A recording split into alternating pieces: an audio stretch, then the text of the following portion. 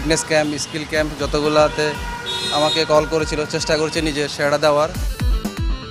একাদশ নিয়ে পরীক্ষা নিরীক্ষাকে ইতিবাচক বলছেন সাইফুদ্দিন, ভিন্ন মত সাবেকদের। তরুণ টিম বাংলাদেশে মুগ্ধ রমিজ রাজা, উড়িয়ে দিলেন মিরপুরের উইকেট নিয়ে সমালোচনা।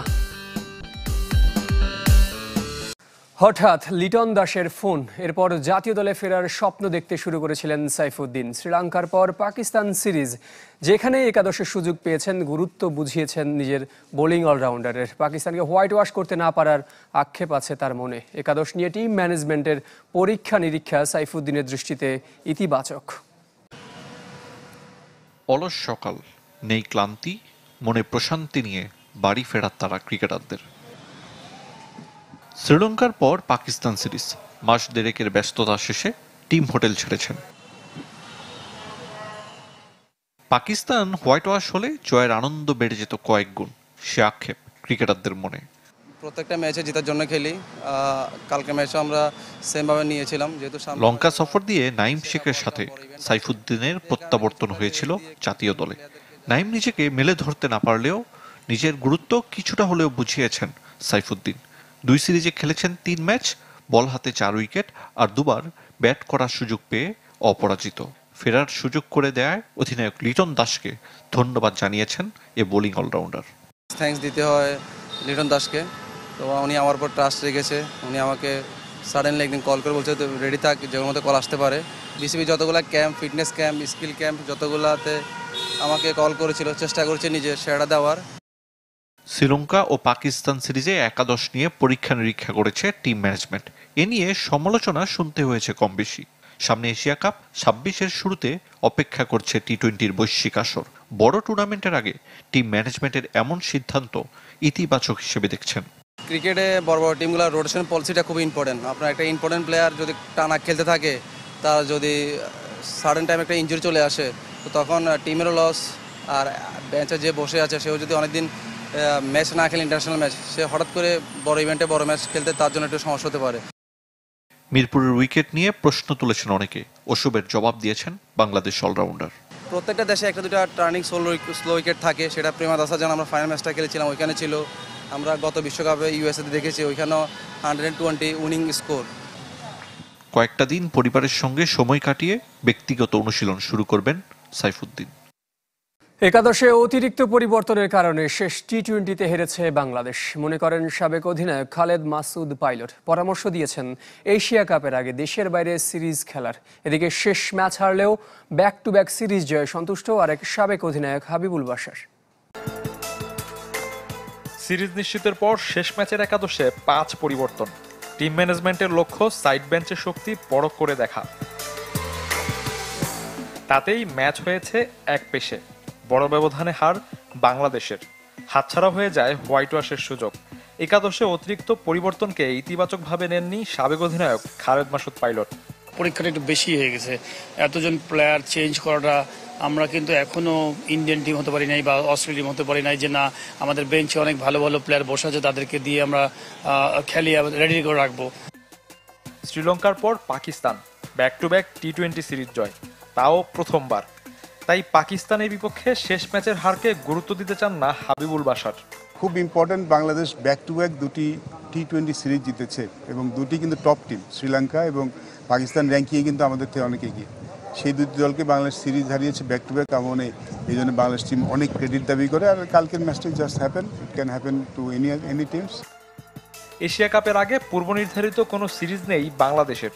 খালেদ মাসুদ পাইলট মনে করেন মহাদেশীয় শ্রেষ্ঠত্বের লড়াইয়ের আগে ম্যাচ খেলা উচিত লিটনদের।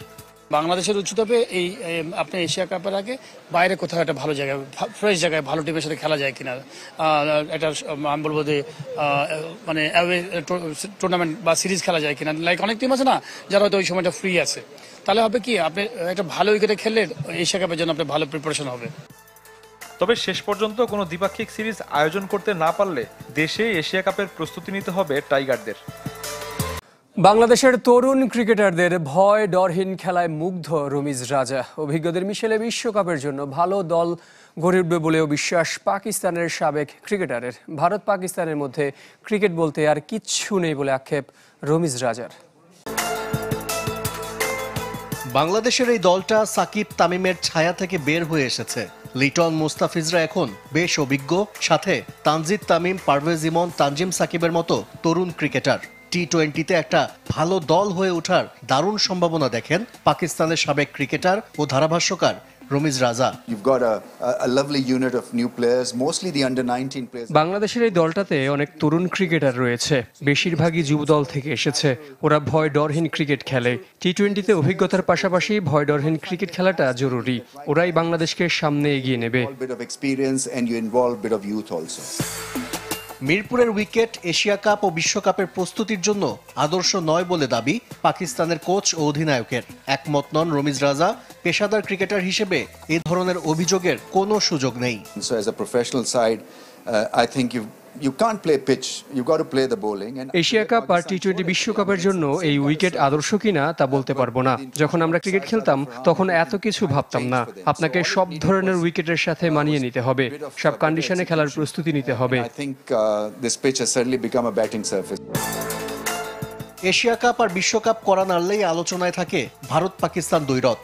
পেহেলগাম ট্র্যাজেডির পর পাকিস্তানের বিপক্ষে ক্রিকেট খেলতে চায় না ভারত। সম্প্রতি ওয়ার্ল্ড চ্যাম্পিয়নশিপ অফ লেজেন্ডসেও শহীদ আফ্রিদিদের সাথে ম্যাচ বাতিল করেছে যুবরাজ সিংরা। মহাদেশীয় কিংবা বৈশ্বিক আসরেও কি তার প্রভাব থাকবে? I mean, the political situation is a little tough really for me to term it because এটা রাজনৈতিক পরিস্থিতির উপর নির্ভর করছে। ভারত পাকিস্তান ম্যাচ হবে কিনা এটা দুদেশের সরকার নির্ধারণ করে। আসলে এখানে ক্রিকেট বলতে আর কিছুই নেই। it's gone beyond cricket in a way. আইসিসির প্রতি সম্মান রেখে সব দলকে সমান চোখে দেখার পরামর্শ রমিজ রাজার। এবার ফুটবলের খবর। এশিয়ান কাপ বাছাইয়ের জন্য অনূর্ধ্ব 23 দল ঘোষণার অপেক্ষায় ফেডারেশন। যে দলে গোল করার গুরু দায়িত্ব পড়তে পারে এরই মধ্যে জাতীয় দলের জার্সিতে অভিষেক হওয়া আলামিনের উপর। সাইফুল বারী টিটুর পাঠশালায় সুযোগ পেলে দিতে চান নিজের সেরা পারফরমেন্স। তার মতে এবারের দল অন্যতম সেরা। 90-এর দশকে মনে মুন্নার এই বিজ্ঞাপনের কথা সবার মনে আছে নিশ্চয়ই, যে সময়টায় ফুটবল আর ফুটবলাররা কেড়ে নিত মিডিয়ার সব আলো। মাঝে তা ভাটা পড়লেও আবারও ফুটবলের জাগরণে কদর বেড়েছে ফুটবলারদের। আফতাবনগরে নতুন টার্ফ উদ্বোধন করতে গিয়ে যে কৃতিত্ব হামজা চৌধুরীকে দিলেন জাতীয় দলের ফরওয়ার্ড আলামিন। আমি এরকম প্রোগ্রামে আমার লাইফের ফার্স্ট টাইম আসছি, প্রথম। যেহেতু বাংলাদেশ ফুটবল আরও অনেক উন্নতি হচ্ছে হামজা ভাই আসার কারণে। সেপ্টেম্বরে একই সময় জাতীয় আর বয়সভিত্তিক দলের ম্যাচ, তাই অনূর্ধ্ব 23 এশিয়ান কাপ বাছাইয়ের প্রস্তুতির পরিকল্পনাও সাজিয়ে রাখতে হচ্ছে ফেডারেশনকে। তবে এখনও ঘোষণা হয়নি স্কোয়াড, যেখানে মূল স্ট্রাইকারের ভূমিকায় থাকতে পারেন আলামিন। যদি ডাকা হয়, আমি যদি সুযোগ পাই, কিউবা মিচেল আসতেছে, ওনার সাথে আমি সুযোগ পাবো খেলার। 23 ড্রেসিং রুম শেয়ার করার সুযোগ পাবো। তো এখন ভাবে অফিসিয়ালি আসে নাই, যদি আসে তাহলে আমার জন্য অনেক ভালো হবে। পুলিশ এফসি ছেড়ে এবার আবাহনীতে আলামিন। আকাশী নীল স্কোয়াডে নাম্বার 9-এ তার প্রতিদ্বন্দ্বী নতুন রিক্রুট সুলেমান দিয়াবাতে। তবে সেসব চিন্তা না করে নিজের পারফরমেন্সে মনোযোগ রাখতে চান তরুণ এই স্ট্রাইকার। আমিও নাম্বার 9, দিয়াবাতও নাম্বার 9। তো অ্যাজ এ দিয়াবাতো ফরেন প্লেয়ার অনেক ভালো, এটা নিঃসন্দেহ ভালো। আমার ক্ষেত্রে অনেক চ্যালেঞ্জ থাকবে যে আমি কিভাবে প্র্যাকটিসে ভালো করব, ইমপ্রুভ করব, কিভাবে আমি খেলবো।